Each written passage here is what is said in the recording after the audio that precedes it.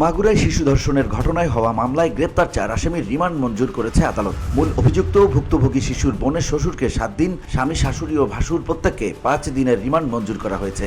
রোববার আসামিদের আদালতে হাজির করার কথা থাকলেও নিরাপত্তা নিয়ে শঙ্কা থাকায় তা সম্ভব হয়নি। পরিস্থিতি বিবেচনায় দিবাগত রাত 12টার পর Magura chief judicial magistrate Mohammad Abdul মতিনের আদালত তাদের রিমান্ড মঞ্জুর করে।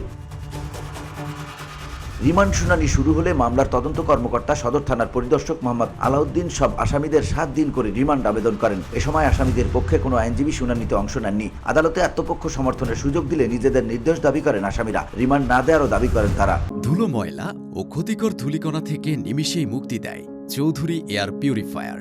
এর শক্তিশালী সাকশন ঘরের কোনায় কোনায় লুকিয়ে থাকা সকল ধুলা টেনে ফিল্টার করে এবং বের করে আনে নির্মল ও স্বাস্থ্যকর হাওয়া। মামলার তদন্ত কর্মকর্তার পক্ষ থেকে জানানো হয়, ভুক্তভোগী শিশু অচেতন থাকায় জবানবন্দি নেওয়া যায়নি। উভয় পক্ষের যুক্তিতর্ক শেষে মামলার মূল অভিযুক্তের 7 দিন ও অন্য 3 আসামির 5 দিনের রিমান্ড মঞ্জুর করেন আদালত। উল্লেখ্য, গত শনিবার শিশুটির মা বাদী হয়ে নারী ও শিশু নির্যাতন দমন আইনে মাগুরা সদর থানায় মামলা করে। আসামিরা আগে থেকেই পুলিশের হেফাজতে ছিলেন। ওই মামলায় গ্রেপ্তার দেখিয়ে তাদের কারাগারে পাঠানো হয়। VOD Bangla news desk.